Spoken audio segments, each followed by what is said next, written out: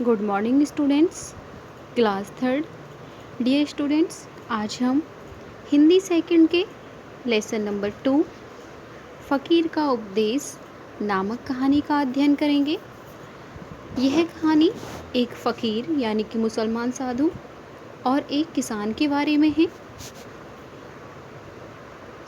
पाठ से पहले हम यहाँ देखेंगे।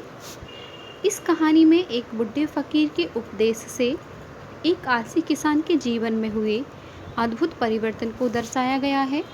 अर्थात एक जो बुढ़ा फ़कीर है उसने बुढ़े किसान को क्या उपदेश दिया और उसके जीवन में फिर क्या क्या परिवर्तन हुए, क्या चमत्कार हुआ, उसके बारे में ही यह कहानी है।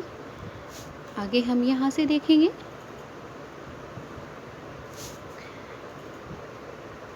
एक बार गांव में एक बुढ़ा फ़कीर आया, यानी कि मुसलमान साधु, फ़कीर कहते हैं मुसलमान साधु को।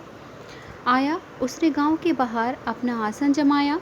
वह बड़ा होशियार फ़कीर था, वह बहुत ही समझदार था, वह बहुत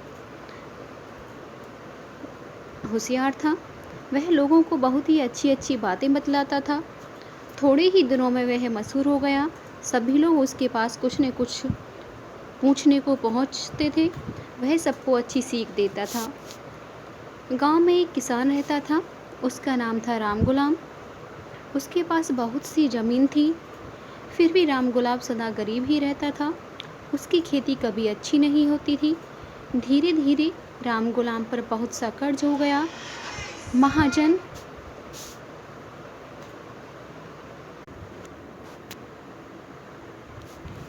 महाजन महाजन कहते हैं ब्याज पर पैसा देने वाला, रोज़ उसे रुपये के लिए तंग करने लगा। लेकिन खेतों में अब भी कुछ पैदा नहीं होता था। राम गुलाम खुद अपने आप या स्वयं खेतों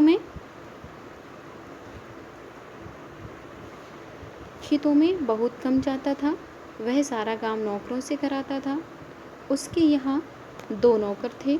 वे जैसा चाहते वैसा करते थे, यानी कि अपने मन से जैसे उन्हें अच्छा लगता था वही काम करते थे। आखिर महाजन से तंग कहते हैं परेशान होकर या तंग आकर राम गुलाम ने अपनी आधी ज़मीन बेच दी। अब आधी ज़मीन ही उसके पास रह गई। जिन खेतों में वह बहुत कम पैदावार होती थी उन्हें ही राम गुलाम ने बेचा था। जिस किसान ने उसकी ज़मीन ली थी वह बड़ा मेहनती था। वह अपना सारा काम अपने हाथों से करने की हिम्मत रखता था। जो काम उससे न होता वह मज़दूरों से कराता, पर रहता सदा उनके साथ ही था। वह हमेशा उनके साथ ही रहता था, अपने सामने ही नौकरों से काम कराता था। आगे हम देखेंगे। वह कभी अपना काम मज़दूरों के भरोसे नहीं छोड़ता था, यानी कि मज़दूरों के ऊपर नहीं छोड़ता था। पहली ही फसल में उस किसान ने उन खेतों को इतना अच्छा बना दिया कि उनमें चौगुनी फसल हुई। राम गुलाम ने जब यह देखा तो वह अपने भाग्य को कोसने लगा। इधर उस पर और भी कर्ज हो गया और उसको बड़ी चिंता रहने लगी। आखिर एक दिन वह भी फ़कीर के पास गया। उसने बड़े दुख के साथ अपने दुर्भाग्य यानी कि अपने बुरे भाग्य की कहानी फ़कीर से कह सुनाई। जो वहाँ पे एक बुढ़ा साधु आया था, बुढ़ा फ़कीर आया था, उसने यह सारी कहानी उसको सुनाई। फिर फ़कीर ने क्या कहा? फ़कीर ने सुनकर कहा, अच्छी बात है, कल हम तुम्हें बताएंगे। राम गुलाम चला गया। उसी रात को फ़कीर ने गांव में जाकर राम गुलाम की दशा का पता लगाया, यानी कि वह क्या क्या करता है और कैसा है उसके बारे में उसने गांव वालों से पूछा। दूसरे दिन उसने राम गुलाम के पहुंचने पर कहा, तुम्हारे भाग्य का भेद सिर्फ आओ और जाओ में है। वह किसान आओ कहता है और तुम कहते हो जाओ।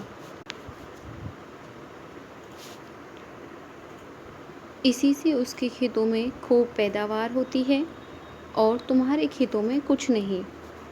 राम गुलाम कुछ भी नहीं समझा। तब फ़कीर ने कहा, तुम खेती का सारा काम मज़दूरों पर छोड़ देते हो। तुम उनसे कहते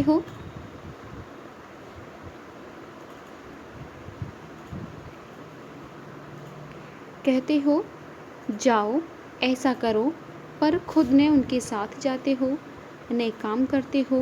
पर वह किसान कहता है आओ खेत पर चलें। वह उनके साथ साथ जाता है और साथ साथ मेहनत करता है।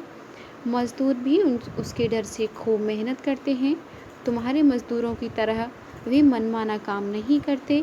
इसलिए अगर तुम चाहते हो कि तुम्हारे खेतों में खूब पैदावार हो तो जाओ छोड़कर आओ के अनुसार चलना सीखो, अर्थात तुम उनके साथ खुद काम करो। इसके बाद राम गुलाम ने फ़कीर की बात मान ली और आलस से त्याग कर अपने खेत में मज़दूरों के साथ कड़ी मेहनत करने लगा।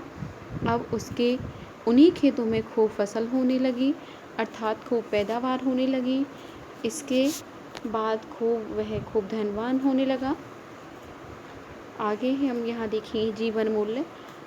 इस पाठ से हमें क्या शिक्षा मिलती है? मेहनत ही सफलता की कुंजी है। मेहनत से ही सफलता मिलती है, अर्थात हम कहीं पर भी किसी क्षेत्र में भी मेहनत करेंगे तभी सफल होंगे। अगर हम कुछ मेहनत नहीं करेंगे, कुछ काम नहीं करेंगे तो हमें सफलता प्राप्त नहीं होगी। इस तरह हम आगे यहाँ देखेंगे। यहाँ पे कुछ शब्दों के अर्थ दिए गए हैं। यहाँ पे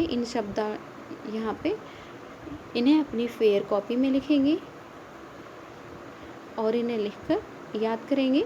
यहाँ देखेंगे फ़कीर, मुसलमान साधु, होशियार, चालाक, मशहूर, प्रसिद्ध, महाजन, ब्याज पर पैसे देने वाला, खुद, स्वयं या अपने से, तंग, परेशान, भरोसा, विश्वास, दुर्भाग्य, बुरा भाग्य। डियर स्टूडेंट्स, इस पाठ को हम एक बार पढ़ेंगे अच्छे से और इन शब्दों के अर्थ लिखकर याद करेंगे और नेक्स्ट सेशन में हम आगे करेंगे प्रश्नोत्तर और एक्सरसाइज।